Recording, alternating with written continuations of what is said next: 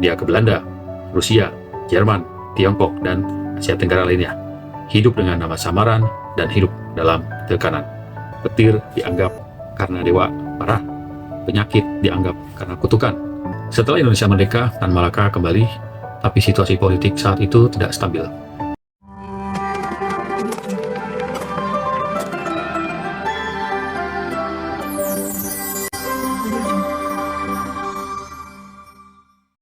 Kembali lagi di channel Jejak Om Roy. Kali ini kita akan membahas buku yang cukup fenomenal, yaitu buku Madilog karya Tan Malaka. Pernah kamu merasa kita hidup di zaman yang penuh informasi ini, tapi justru semakin sulit membedakan mana yang benar? Kita membaca banyak hal, tapi tidak semua bisa kita pahami. Kita mendengar banyak opini, tapi tidak semua kita pikirkan. Dan seringkali kita percaya sesuatu bukan karena logika, tapi karena kebiasaan atau memang sudah dipercaya oleh orang kebanyakan. Menariknya, hampir 1 abad yang lalu, ada seorang tokoh Indonesia yang sudah melihat masalah ini, dan namanya yaitu Tan Malaka. Siapa Tan Malaka? Tan Malaka lahir dengan nama Ibrahim pada 2 Juni 1897 di Padang Gadang, Sumatera Barat. Ia tumbuh dalam tradisi Minangkabau yang kuat dalam pendidikan dan perantauan. Sejak kecil ia dikenal cerdas dan kritis. Ia bersekolah di Quick School Bukit Tinggi, lalu mendapat kesempatan langka untuk melanjutkan pendidikan di negeri Belanda. Di sana ia tidak hanya belajar sebagai calon guru, tapi mulai membaca dunia.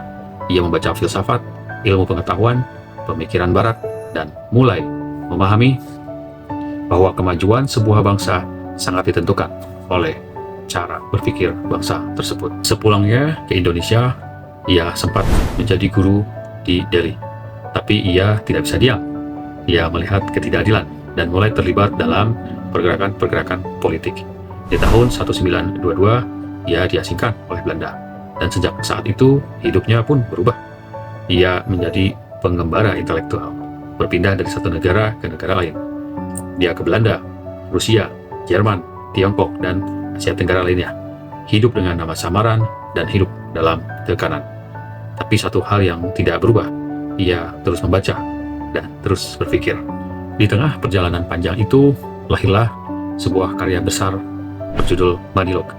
Ditulis sekitar tahun 1943. Buku ini bukan sekedar tulisan, tapi juga hasil renungan panjang Tan Malaka. Tan Malaka melihat satu masalah besar, bahwa bangsa Indonesia belum terbiasa berpikir ilmiah. Masih banyak yang percaya pada hal mistik, menerima sesuatu tanpa diuji, dan tidak terbiasa menggunakan logika. Di sisi lain, ia melihat Barat berkembang pesat bukan karena mereka lebih pintar, tapi karena mereka punya metode berpikir. Madilog sendiri terdiri dari banyak bagian, dan kalau kamu lihat daftar isinya, ini bukan buku yang ringan aslinya, tapi ini justru disitulah menariknya. Tan Malaka tidak hanya bicara teori, ia mengajak pembaca untuk berpikir ulang tentang dunia. Di bagian awal, Tan Malaka banyak mengkritik cara berpikir mistik bangsa kita. Ia menjelaskan bagaimana manusia sejak dulu sering menjelaskan sesuatu dengan hal-hal gaib. Petir dianggap karena dewa marah, penyakit dianggap karena kutukan. Padahal semua itu bisa dijelaskan dengan ilmu pengetahuan. Dan yang menarik, Tan Malaka tidak menyerang kepercayaan atau budaya bangsa, tapi ia mengajak kita untuk membedakan mana yang gaib, mana keyakinan, dan yang mana realitas. Materialisme. Di bagian ini, Tan Malaka mengajak kita melihat dunia berdasarkan fakta, bahwa realita itu konkret, bisa diamati, bisa diuji. Ini penting karena tanpa ini kita mudah terjebak dalam asumsi. Dan kalau kita tarik ke hari ini sangat relevan dengan dunia kita saat ini.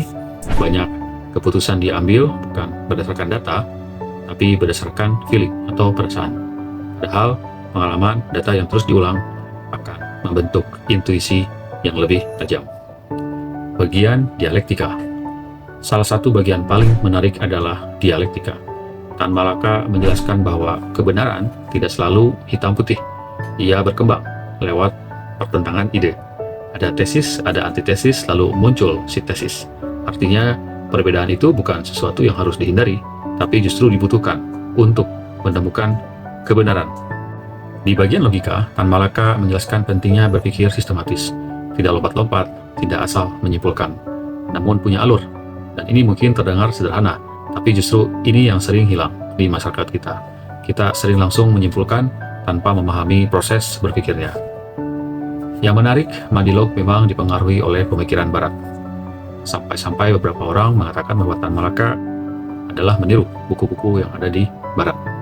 Tapi Tan Malaka tidak menyalin mentah-mentah. Ia mencoba menyusun ulang dan menyesuaikan dengan konteks Indonesia.